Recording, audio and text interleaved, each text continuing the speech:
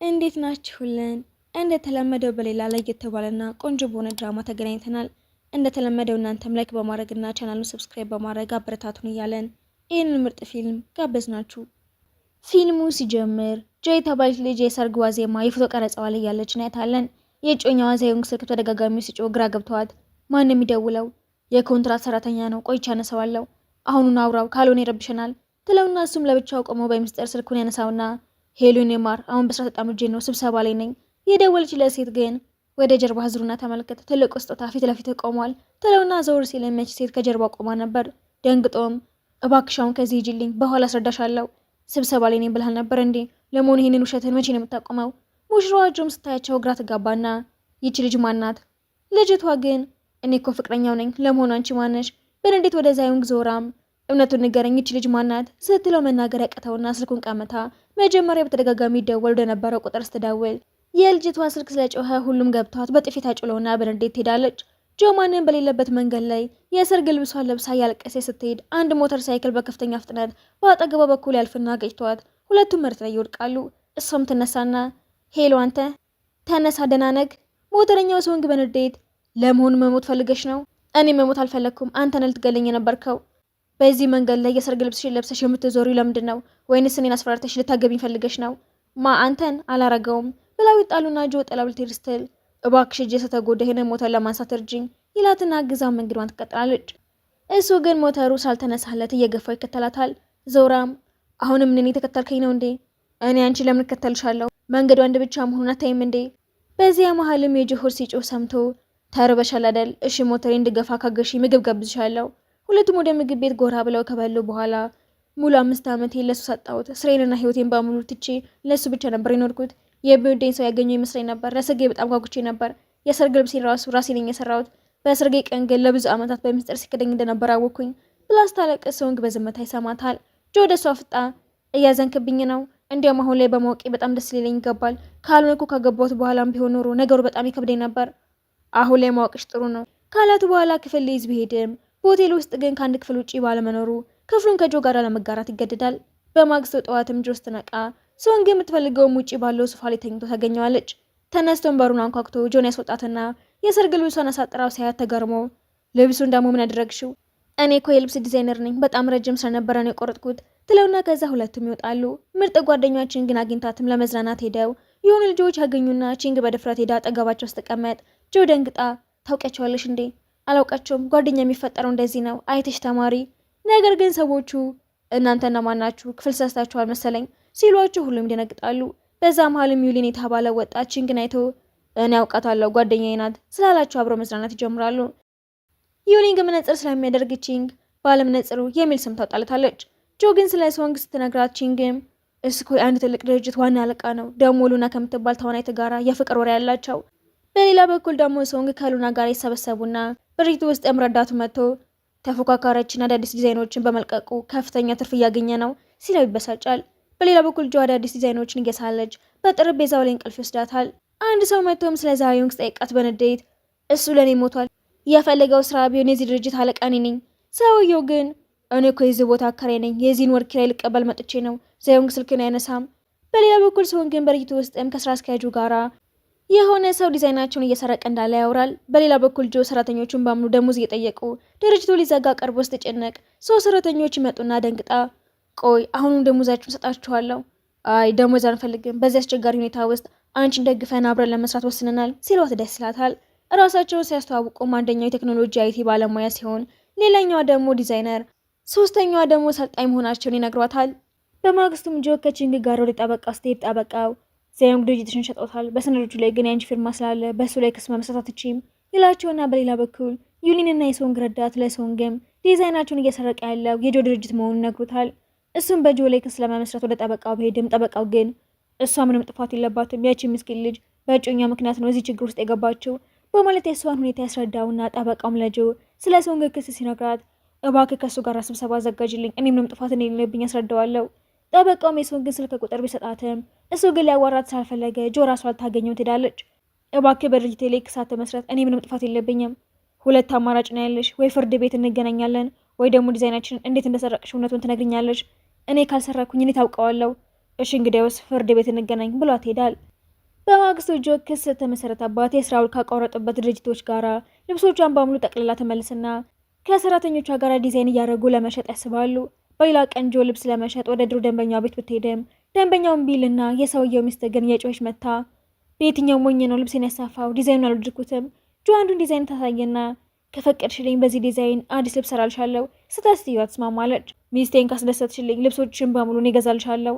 በሌላ በኩል ዩኒን ወደ ቺንግ ቤት መጥተው እኔ ውድሻለሁ፣ አብረን መለማመድ እንችላለን ሌላትና እሷ መጀመሪያ ኩራ ብትልም ሲያዝን አይታ ትስማማለች። ጆም ሌሊቱን ሙሉ በትጋት ሰርታ ልብሱን አጠናቃል። ስትየዋ ስትሰጣት በጣም ትወደዋለች። ከዛም ጆ ወደ አንዲት ጓደኛዋ ጋር ስትሄድ ጓደኛዋም ለስራ ወደ ውጭ ሀገር ስለሚሄድ እባክሽ ልጄን ጠብቂልኝ። በሌላ በኩል ደግሞ የሰውን ረዳት መጥቶ ጆ የካሳ ክፍያውን ክፍላለች። እንደዚሁም በአንተ የግል ሂሳብ ውስጥ የተወሰነ ገንዘብ አስገብታለች። ለምን? ረዳቱም ያሽፈበት ምናልባት በሁለታችሁ መካከል የግል ምስጢር ይኖር ይሆናላ። በዛው ሰዓትም ለሶንግ ስልክ ይደወልና ፊልሙ በትዝታ ወደ ትምህርት ቤት ጊዜያቸው ይወስደናል። ሲንቲያ የተባለ የጆ ጓደኛ ልጅና ሎኢ የተባለች ደግሞ የሶንግ ታናሽ እህት እናያለን።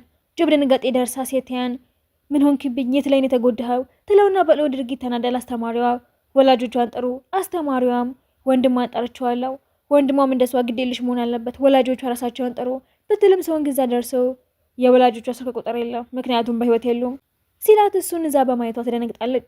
አስተማሪዋም ለሆና ጓደኛዋ እሱ እንደረበሽ ውስጥ ነግረው ለእህቱ ይቅርታ ጠይቄ ብላትን በእንዴት ጥላ ትወጣለች። ሲወጡም ጆ ሰውን ግን ቤተሰቦቻቸው ስላላወቀች ደጋግማ ይቅርታ ጠይቀዋለች። ለመሆኑ ለምን በግል አካውንቴ ላይ ገንዘብ አስገባሽ? ብቻዬን እያለሁ ስለረዳኸኝ ገንዘብህን መመለሴ ነው ብላው ትሄዳለች። በሌላ በኩል ዩኒንና ቺንግ ለቀጠሮ ተገናኝተው ቺንግ ዛየውን ግን ከደንበኞቹ ጋር ሆኖ ታየውና ጓደኛዋ ስላታለለ ሄዳ ታዋርደዋለች። ከዛም ጆ ጋር ተወስደውና ሰውን ገምዛው ይደርሳል። እሱም የጆን የስልክ ድምጽ መቅረጫ ከከፈተው በኋላ ዛዩን ግነቱ እንዲናገር ጠይቀዋል። ሰውየውም ሳያውቅ ይቅርታ ቢለምናትም ይቅር እንደለክ ከፈለክ ከአንተ ጋር በዚህ ላይ ብናት ውስጥ የተሳተፉትን ድርጅቶችን ስማቸው ንገረኝ ብትሎም ለመናገር ስለፈራ ሳይሳካላቸው ይቀራል።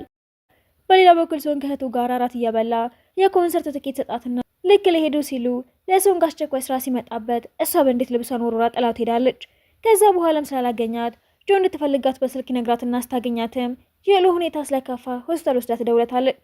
ጠዋት ላይም ሶንግ እህቱን ወደ ቤት ቢወስዳትም እሷ ግን አሁንም ታኮርፈዋለች። ከዛም ጆ ቢሮዋ ውስጥ እያለች እሱ ለምሳ ቢጠይቃትም ስራ ስላለባትም ብያለችው ያለ እናቷ በስፒከር ደውላ ዛሬ ተቀጠረልሽን ወንድ ካላገኘሽ ወደ ቤቴ እንዳትገቢ ስትላት በፍጥነት ብታጠፋውም ሶንግ ግን ሰምቶ ስለነበረ ስትወጣ ይከተላታል። ሰራተኞቿም ይሄ ቆንጆ ወንድ ያለቃችን ፍቅረኛ ይሁን እንዴ እያሉ ያወራሉ።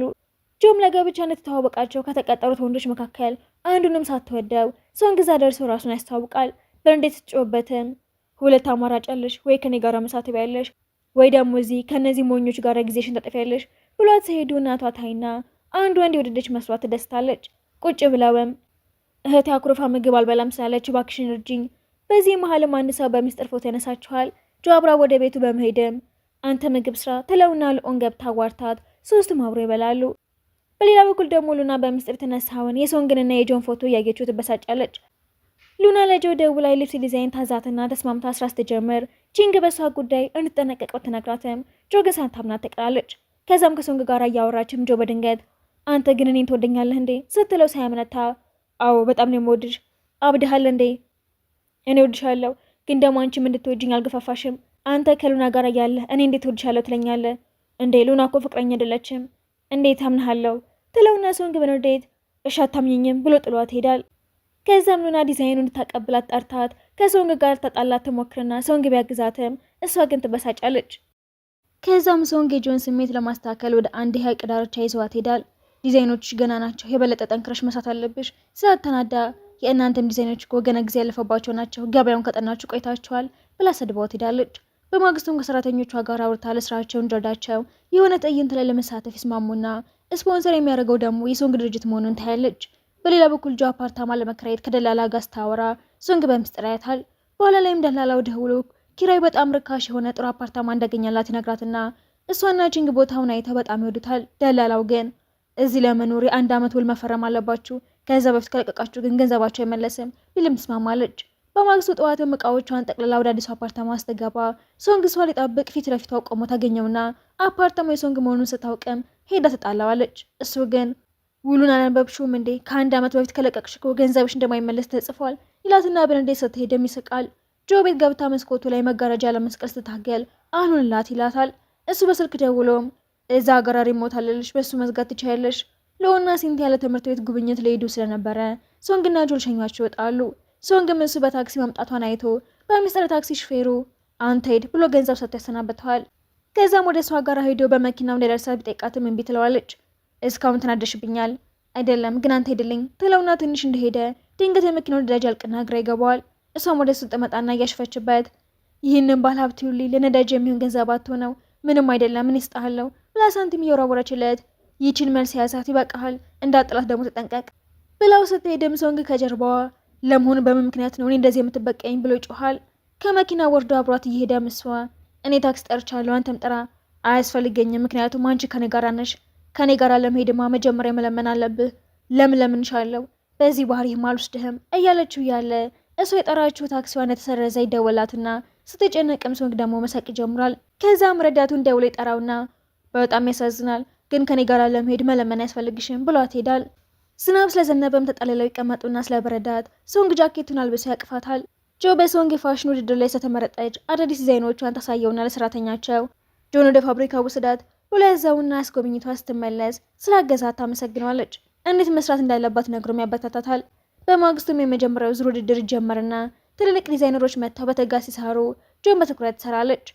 በእረፍት ሰዓትም ዳኞቹ ዲዛይነሮቹ ለመጎብኘት ሲመጡ ዩሹን የተባለ የሶንግ ተቀናቃኝ ወደ እሷ ጋር መጥቶ ያደንቃታል። ሌሎቹ ዲዛይነሮች ግን ስላቀኑ ከጨረሱ በኋላ ሲቀመጡ አንደኛዋ ዲዛይነር እሷንም ከሹን ጋር ትቀራረቢያለሽ እንዴ? አረ በፍጹም አላውቀውም። ታዲያ ለምን ወደ አንቺ መጥቶ አደነቀሽ? በዛው ሰዓት ማን ሰው መጥቶ ጆ በዚህኛው ዙር ማለፏን ሲያበስር ሌሎቹ የእኛ ዲዛይን የተሻለ ሆኖ ለምን እሷ ተመረጠ? በዝምድናና በግል ትውውቅ ነው የሰሩት። ስለምን አይነት ግንኙነት ነው የምታወሩት? በተለይ ማንም ሳልሰማት እሷ በጣም አዝና ስተወጣችኝ ግን ለሚቀጥለው ዙር አለፍሽ አውልፍ ያለው ብላ በሀዘን ትመልሳለች። ግራ ገብቷ ሶንግ ጋር ስትሄድ ማንንም ሳትሰማ እንድትበረታ ያበረታታትና ተነስታ ስራዋን ትቀጥላለች። ለሚቀጥለው ዙርም የልብስ ማሳያ ሞዴል አስፈልጓ ስትጨነቅ ሉና ደግሞ ደውላ ሞዴል የመሆን ፈቃደኛ መሆኑን ትነግራታለች። ሁለተኛው ዙር ውድድር ሲጀመርም ዲዛይነሮቹ ተሰብስበው አንዱ አሁንም ከዳኞቹ ጋራ ግንኙነት እንዳላት ትወቅሳታለች። በሌላ በኩል ለሉና ያዘጋጀችው ልብስ ሳይታት ካስተካከሉት በኋላ በማግስቱ ሉና ተንኮል ስላሰበች ልብሱን ለክታው አቃቂር ስታወጣባት እሻውን አስተካክለዋለሁ ልብሱ ልታውልቅ ስትነሳም ተንገዳግዳ ትወድቃለች። ጆም ልትይዛ ስትሞክር እጇን ትንሽ ትጎዳና የሉና ረዳት ደግሞ ገብታ ጆን ምን አርግሻት ነው ብላ ትጮህባታለች።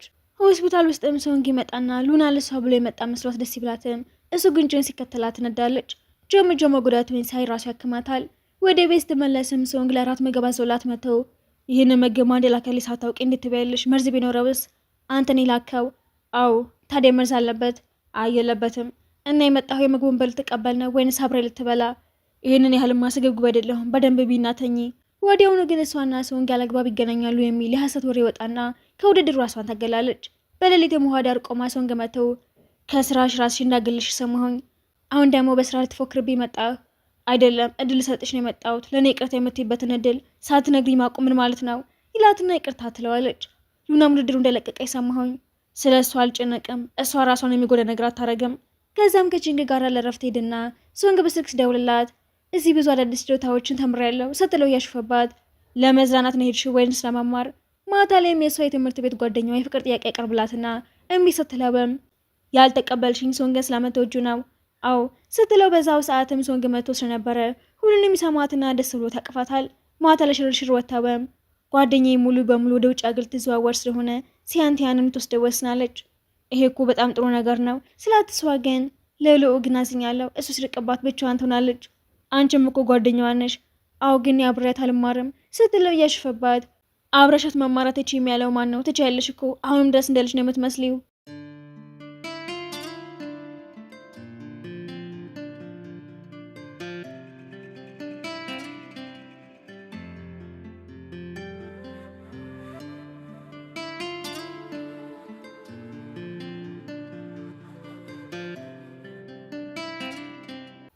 በሚቀጥለውም ሶንግ በድርጅቱ ስብሰባ ላይ ያለ ሰራተኞቹ አንድ መጥፎ ዜና ይነግሩታል።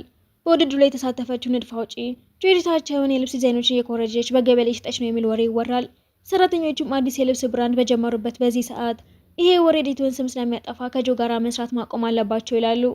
በሌላ በኩል ጆ ትዕዛዞቿ በሙሉ የተሰረዙባት ስለሆነ ጭንቀት ውስጥ ሆና ሶንግ ትደውላለች። እሱም ወሬውን ማን እንደጀመረው እንደሚያጣራ ሲነግራት እሷ ግን በውድድሩ ላይ የነበሩት ንድፍ አውጪዎች በሙሉ እሷ ከዳኞች ጋር ልዩ ግንኙነት እንዳላት ያስቡ እንደነበረ ትነግረዋለች። ይሄ ሁሉ የኔ ጥፋት ነው። እኔ ከአንቺ ጋር ባልሆን ኖሮ በዚህ ችግር ውስጥ አትወድቂም ነበር። እሷ ግን በዚህ ምክንያት በፍጥነት ማደግ እንደቻለች በመግለጽ ማማረሯን ታቆማለች። ከዛም በውድድር ወቅትም እሷን እንደምትጣላት ንድፍ አውጪ ጋራ በመሄድም እኔ እዚህ የመጣሁት ለመጣላት አይደለም፣ ዲዛይን እንደኮረጅ ከሚያሳይ እውነተኛ ማስረጃ ካለሽ እስኪ ያሳይኝ። ያችን ንድፍ አውጪ ግን ማስረጃ ስለሌላት ዝም ትላለች። ቢሆንም ግን ጥፋቷን አምና ሳትቀበል ጆን አስጨንቃት ጥላት ሄዳለች። እሷም ወደ ውጭ ስትወጣ ሶንግ በሞተር ብስክሌቱ ሊወስዳት ይጠብቃት ነበር። ወሬውን ራሷ እንደምትፈታው ስትነግረው እሺ ብሎ የደህንነት ኮፍያውን ሰጥቶ ወደ ቤቷ ያደርሳታል። በዚህ መጥፎ ወሬ ምክንያትም የሷ ውል ስትሰረዘና በሪፖርተሮች ጥያቄ ስትጨነቀች ለሰው ሰራተኞቿ ተስፋ አስቆረጥኳችሁ፣ ይቅርታ። ሰራተኞቿ ግን ይሄ ወሬ ብቻ ነው፣ እኛ በፍጹም ተስፋ አንቆርጥም፣ በአንድነት ሆነን ሁሉንም ነገር እንደገና እናስተካክለዋለን ብላ ያበረታቷታል። በዛው ምሽትም ሶንግ በረንዳው ላይ ሆኖ በጆ መስኮት አቅራቢያ የተመለከተ እያለ እህቱ ልኦ ትመጣለች። ወደ እሷ መሄድ ትፈልጋለች ስትለው እሱ ግን አፍሮ አይደለም በታች ያለውን ውሻ እያየሁት ነው። እሷ ግን ወዲያውኑ ለጆ ደውላ ወንድሜ ሊያገኝሽ እፈልጋለሁ እባክሽን እርጂው ብላ ታሽፍበታለች። በነጋታው ጠዋት የጆ እናት ወደ ልጇ ቤት ትመጣለች። በዛው ሰዓትም ሶንግ ከፊት ለፊቱ መስኮት ላይ ወጥቶ ጆ እናቷ እሱን ስለማትወደውና ወሬውን ያሰራጨው እሱ መስሏት ስለነበረ እባክህ እናቴ ሳታይ ወደ ውስጥ ገባ ብላ መልዕክት ልካለች። ነገር ግን እናትየው አይታ ተናዳ ጆን ይዛ በቀጥታ ወደ እሱ ቤት ሄዳለች። እናትየውም እውነቱን ንገረኝ፣ ከጆ ጋር ምን አይነት ግንኙነት ነው ያለ? ሶንግ ተለማምጦ እኔ ወዳታለሁ፣ የፍቅር ጓደኛ እንድትሆን እፈልጋለሁ፣ እሷ ግን ለዚህ ገና ዝግጁ አይደለችም፣ ለጋብቻ ደግሞ ከእናቷና ከአባቷ ፍቃድ እንደምጠይቅ የነገረችኝ ጥሩ ልጅ ናት ብሎ እውነቱ ይናገራል። ጆ ግን በመፍራት አይደለም እናተኛ ጎረቤቶች ብቻ ነን። በዚህ መሀልም ልኦ ወደ ክፍሉ ገብታ ዋው የወደፊት ሚስትህን ወላጆች ወዲያውን አገኘህ ማለት ነው ብላ ሳታስብ ውሸታቸውን ታጋልጠዋለች። እናትየው በንዴት የጆን እጅ ይዛ የጎተተ ስትወጣ ይሄ ሰውዬ ዋሽቶኛል፣ አንቺ አይመጥንም፣ እንደ ድሮ እንደገና እንድታላይ አልፈልግም፣ እኛ እንደናንተ ሀብታምና ባለስልጣን ስላልሆንን ከኛ ራቅ ብላ ሶንግን አስጠንቅቃው ትሄዳለች። በመጨረሻ መስዋ ከእናቷ ጋር በመሆን ያችን ወሬ ያሰራጨችው ንድፍ አውጪ በአካል ለማግኘት ሄዳሉ። እንቅልፍ ወስዷትም እናቷ ከንድፍ አውጪዋ ጋር ትነጋግራለች። በነጋታው ጠዋትም ንድፍ አውጪዋ ለጆ ያንን መጥፎ ወሬ ያሰራጨሁት እኔው ራሴ ነኝ፣ በአንቺ ቀንቼብሽና ልበቀልሽ ፈልጌ ነው ይህንን ጥፋት የሰራሁት ስትል ጆ ግን በትህትና እኔ በዚህ ስራ ውስጥ 1 ዓመት ብቻ ነው የሆነኝ፣ ብዙ ተምሬያለሁ፣ አንቺ ግን 10 ዓመታት ሙሉ ሰርተሻል፣ ትልቅ ክብር አግኝተሻል፣ አከብርሻለሁ ብላ ትመልስላትና ከዛም ጎበዝ ብትሆኝም ብዙ ሽያጭ የለሽም፣ ስለዚህ አብረን እንስራ ብላ ታሳምናታለች።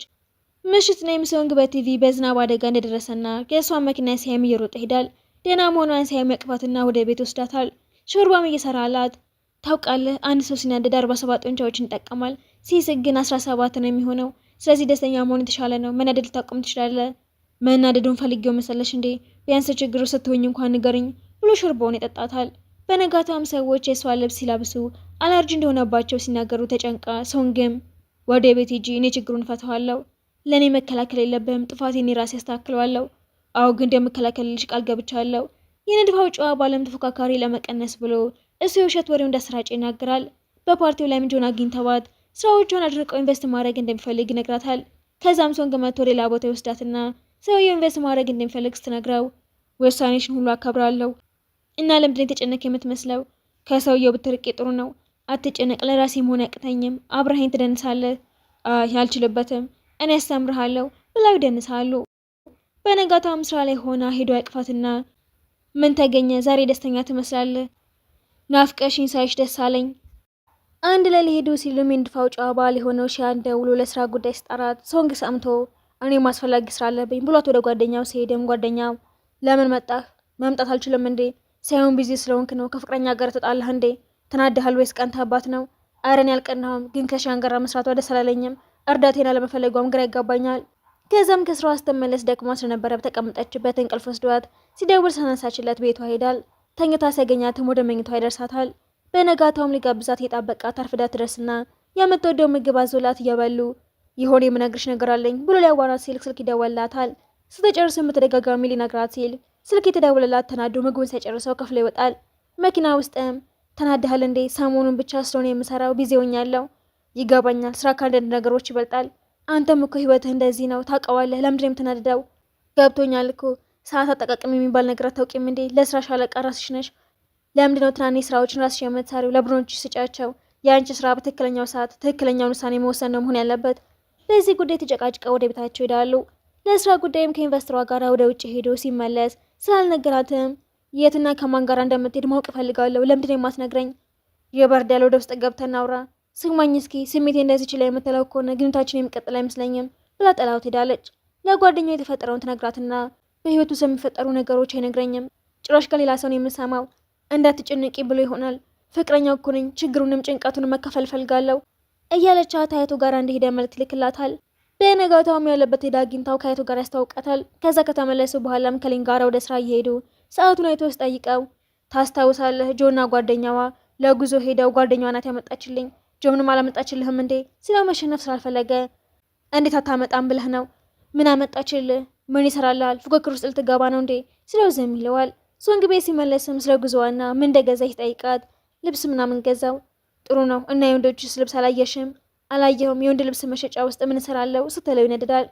ከዛ በኋላም ቤተሰቦቿ ባሉበት መጥቶ እነሱም ወደውት አብሯቸው ምግብ እየሰራን የተጫወተ ያሳልፋል። በሌላ ቀን እሷ ስታገኘውም ከኔ ጋር ስትሆኚ ሰላም አይሰማሽም እንዴ? ይሰማኛል እንጂ ከአንተ ምንህ እንደምወድልህ ታውቃለህ? አዎ አውቃለሁ፣ መልከኛ ነኝ። እሷም እየሳቀችበት አዎ እሱ ብቻ ግን አይደለም፣ ቃል የገባኸውን ነገር ታደርጋለህ፣ እኔ ለመጠበቅ ትሞክራለህ፣ ልዩ ሴት እንደሆንኩኝ እንዲሰማኝ ታደርገኛለህ። ጠንካራ ስለሆንሽ ነው። አንዳንዴ ምንም ልሰጥሽ እንደማልችል ይሰማኛል። ለምንድን ነው ለእኔ ስለመስጠት የምታስበው? ብዙ ሰጥተኛል እኮ። ሳያሽ ልቤን ሰው እንዳገኘው ይሰማኛል። ታዲያ ለምንድን ነው እስካሁን ቀለበት ያላደረክልኝ? ታገባኛለህ? ይሄን እኮ እኔ ነኝ ማድረግ ያለብኝ። አንቺን እስካገኘሽ ፍቅር ምን እንደሆነ አልገባኝም ነበር። አሁን የመኖረው ትርጉም ገብቶኛል። ቀለበት አውጥቶም ታገብኛለሽ ብሎ ቀለበቱን ያደርግላታል። ከጓደኞቻቸው ጋር ተገናኝተው ጥሩ ጊዜ ያሳልፉና የሰርጋቸው ቀን ደርሶ በሞተር አንድ ላይ ወደ ድግሱ ይገባሉ።